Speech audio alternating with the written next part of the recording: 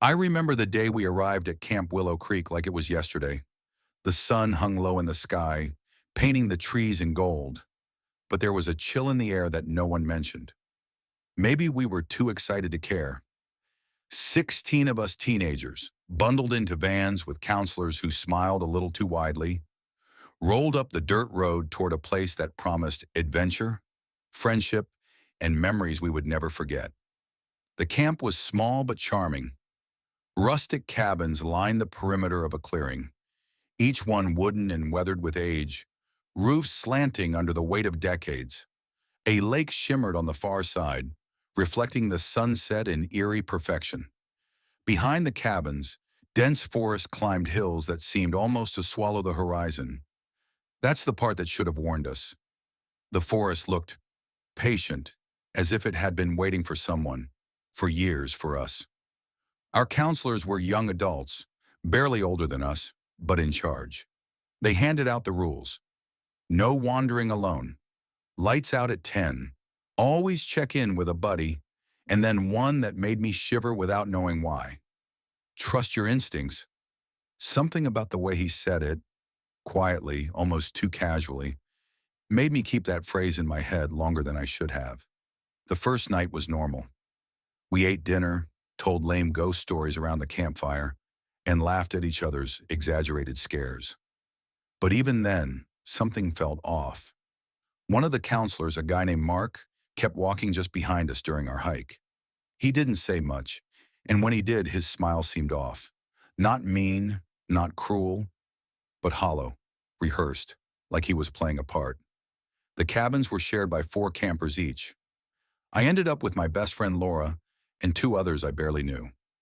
That night, as we settled into our bunks, I felt a strange weight of being watched. The forest beyond the cabin's windows was dark and silent, yet I could feel eyes on us. I chalked it up to nerves. Everyone always gets a little jumpy the first night at camp. But then I heard it, a low, dragging sound outside, like a foot being pulled across the ground. Not walking, not running, sliding. It stopped when we froze, listening. Our cabin had only 2 windows, one facing the lake and the other the woods. The sound came from the woods side. Laura laughed nervously. Probably just an animal, she said, but her voice trembled slightly. We tried to sleep, but none of us did. Every creak of the cabin, every whisper of wind through the trees made our hearts leap. Around 3 in the morning, I was jolted awake by the faintest scraping at the cabin door. Not hard enough to break it, just deliberate. Someone was testing it, testing us. I whispered to Laura. She shook her head, wide-eyed. We stayed silent until morning. When we told the counselors, Mark just smiled. Probably just a raccoon, he said. But his eyes lingered on us too long, just a little too knowingly. The next day, everything seemed normal. We hiked, played games, swam in the lake. But then small things started happening. Items would move around in our cabin. Our shoes would be out of place. Notes would appear, scrawled on scrap paper saying things like, "I'm watching."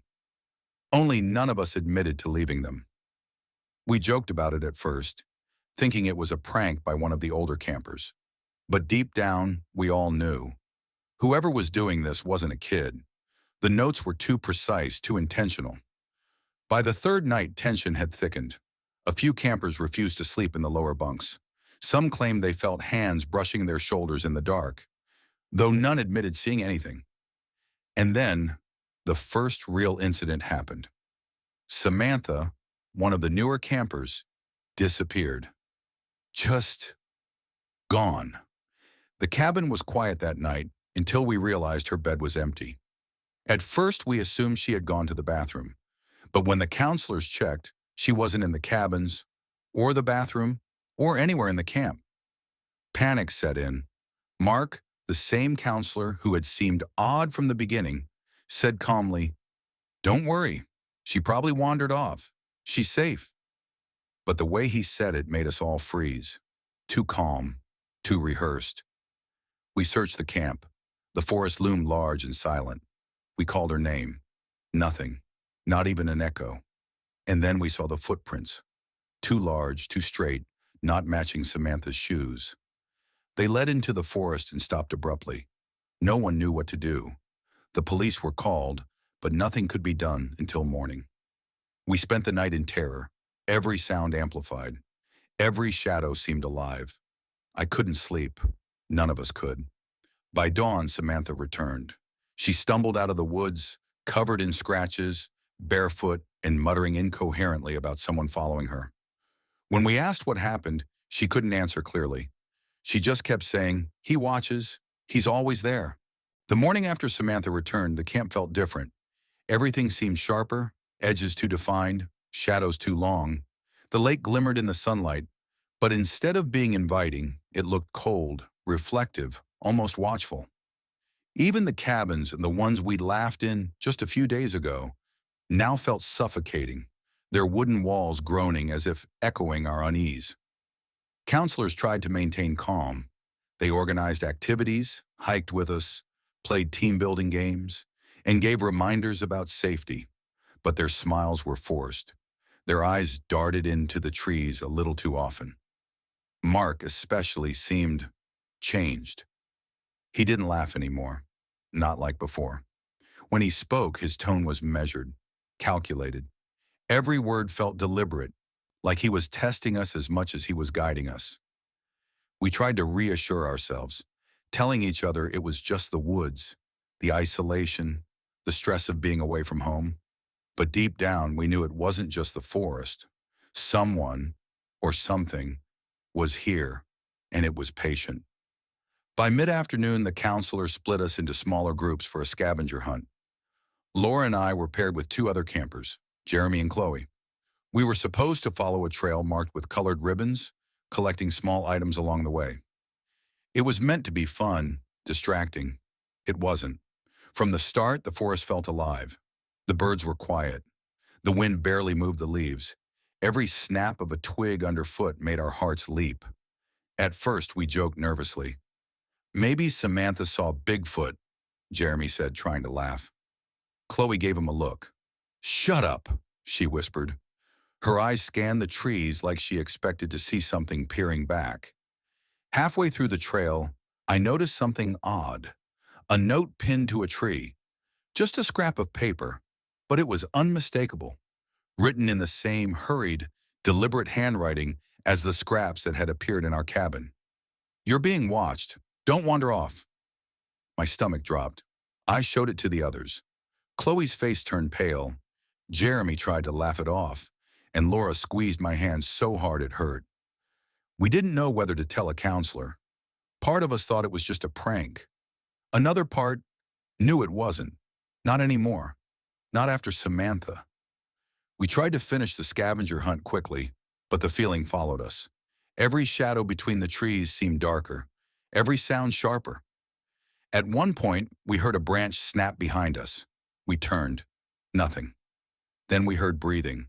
Slow, steady, heavy. Too heavy for any animal in these woods. Too deliberate. Jeremy whispered, "It's probably Mark." "Right?" Laura shook her head violently.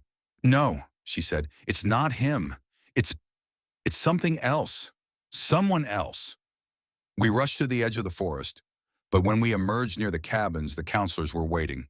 They looked worried, more than usual. Not at us, though. At the forest. Mark stepped forward. "We need to check the other campers," he said, voice calm but urgent. "No one goes into the woods alone. No exceptions." We nodded, but unease clung to us.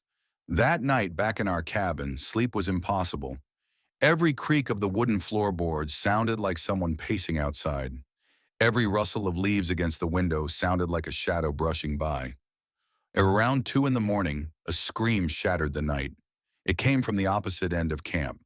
We bolted out of our bunks, Laura gripping my arm, Jeremy and Chloe trembling behind us. The counselors were already moving, but Mark was the first to sprint toward the source.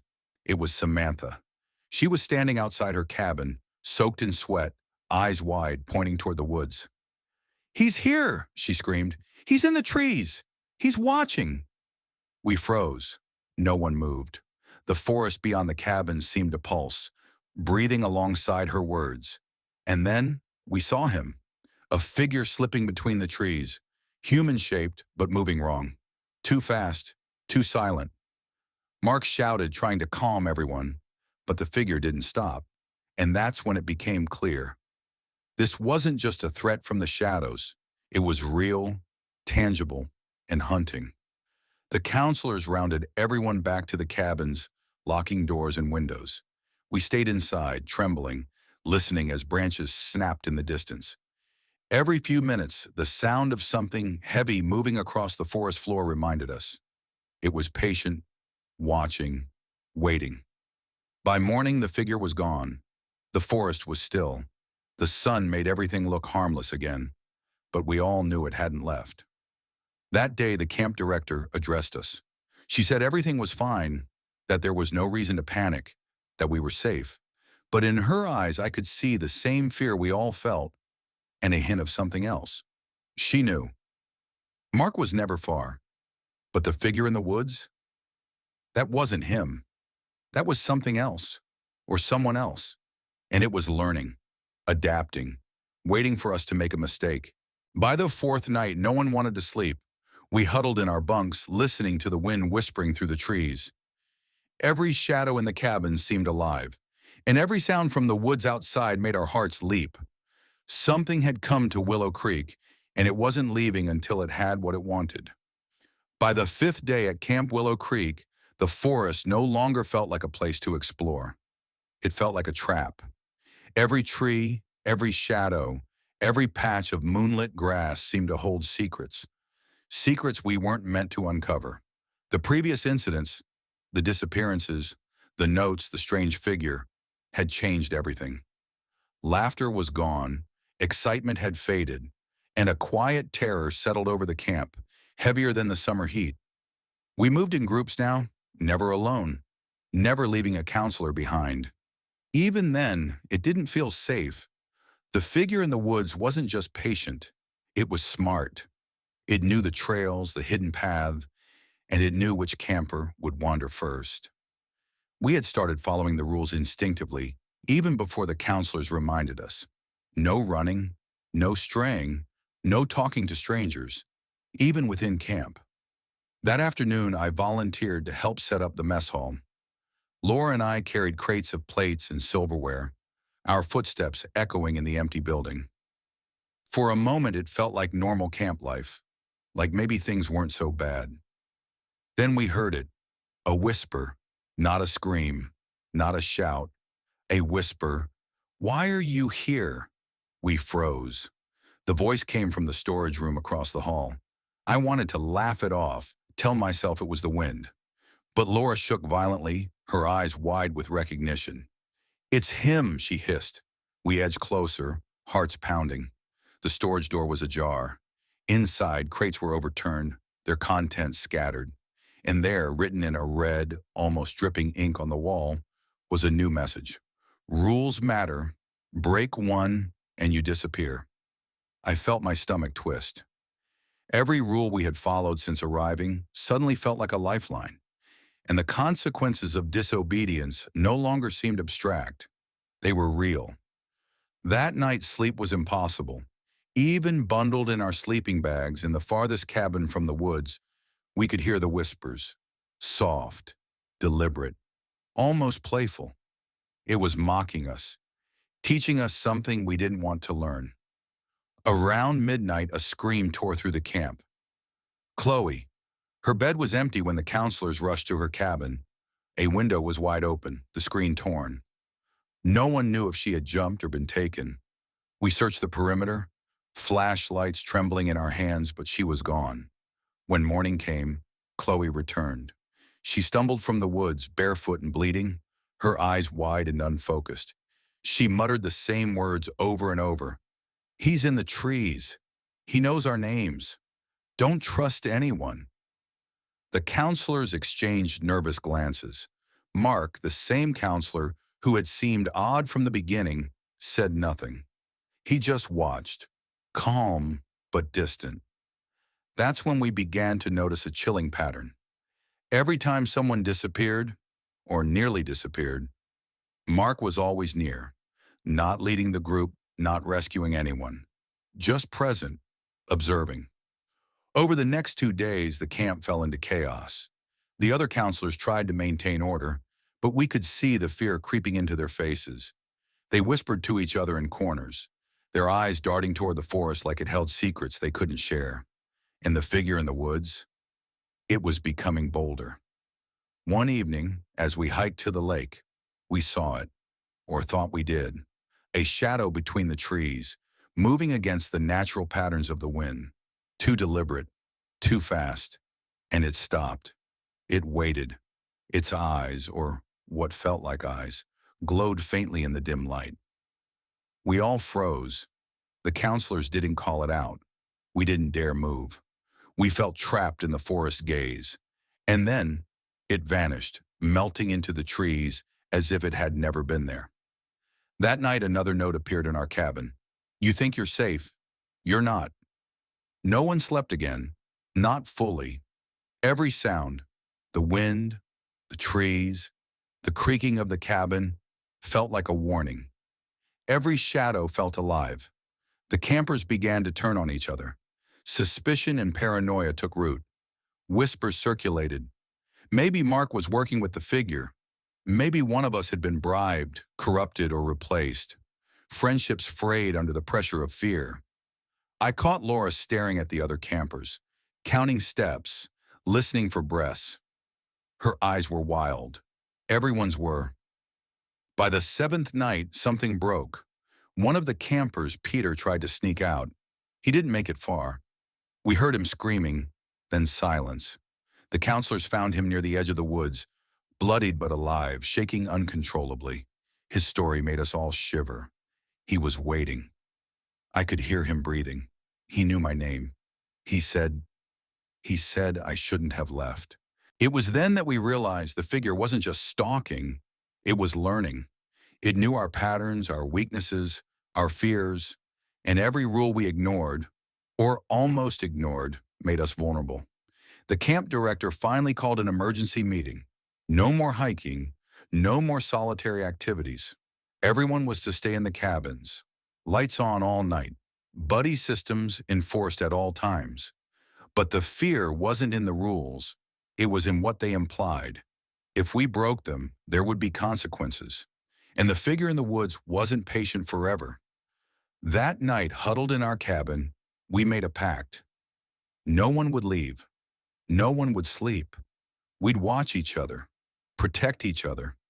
And yet, none of us could ignore the feeling that watching wasn't enough, that the danger was already inside our minds. Because by now, it wasn't just a figure in the woods. It had become a shadow in our thoughts, a voice in our heads, a constant presence that made us question reality. And as we lay there, staring at the ceiling, we all knew one terrifying truth. It was only getting started. The eighth night at Camp Willow Creek felt different from all the others. The sun had dipped behind the hills hours before, and the forest pressed closer to the cabins, as if leaning in to watch. Silence had fallen over the camp, heavier than any sound could have been. Even the wind refused to move. Inside our cabin, we huddled in near darkness. Lanterns flickered weakly on the floor. Every camper was awake, whispering in low, anxious tones. No one dared move near the windows.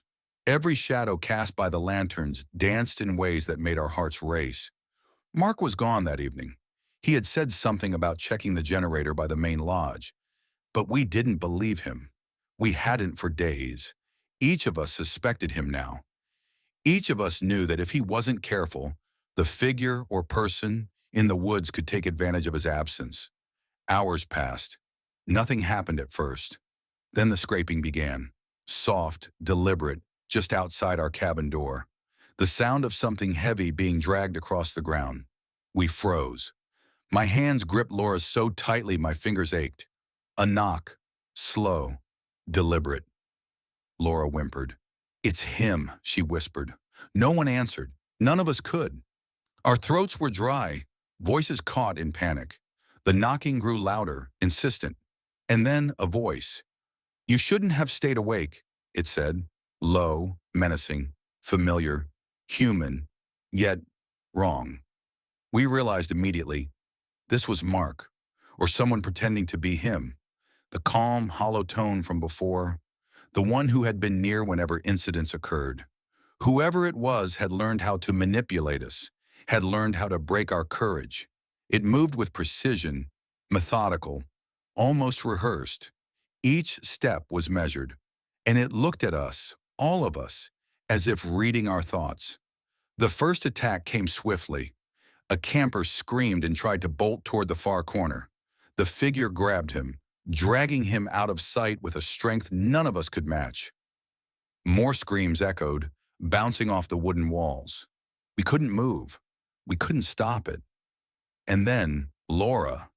She tried to reach me, tried to whisper a plan. The figure stopped her with a single, silent gesture, and she froze, terror etched across her face. It wasn't just about killing or harming. It was about control. The figure circled the cabin, inspecting, testing, and then it spoke again. Rules matter. You all knew that. By now it was clear. The human threat we had feared all along, the person manipulating the figure in the woods, was Mark. Every note, every disappearance, every scare had been his doing. He had orchestrated this, testing our fear, teaching us obedience. The figure in the woods, a tool, a mask, a method of terror. Panic turned to strategy. I whispered to Laura, trying to calm her. We have to distract him. We have to get out. We planned in whispers, barely audible over our racing hearts. We would wait until he left, or at least moved toward one camper, and then we would run to the forest edge, screaming, hoping the others followed. It worked, but barely. As he lunged toward one of the younger campers, we bolted. Heart pounding, lungs burning, we tore through the woods. Shadows twisted around us, branches clawed at our skin. But somehow we made it to the lake, the water glimmering under moonlight. And there, for a brief moment, we thought we were safe. The figure or Mark did not follow. The water reflected our terror back at us, doubled, magnified. We stayed at the lake until dawn, shivering and exhausted. When the counselors finally gathered us, Mark appeared, smiling, calm, as if nothing had happened. But we knew. He had been testing us, pushing us, watching our fear. And now, having seen it, he was satisfied. For the moment. The next day, the camp announced early dismissal. Parents were called. Police were on site. Mark vanished under some bureaucratic excuse, reassigned or on leave. No one ever confirmed where he went or why the camp hadn't caught him sooner. But the story didn't end. Even after leaving Camp Willow Creek, even after returning home, we could feel the lessons he had taught us. Every sound in the dark, every movement in the corner of our vision carried the memory of that summer. And somewhere in the shadows of another camp, in another forest, we knew he waited, watching, testing, and teaching someone else the cost of disobedience. The true horror wasn't the forest. It wasn't even the figure in the woods. It was the human mind and what it could do when no one else was watching.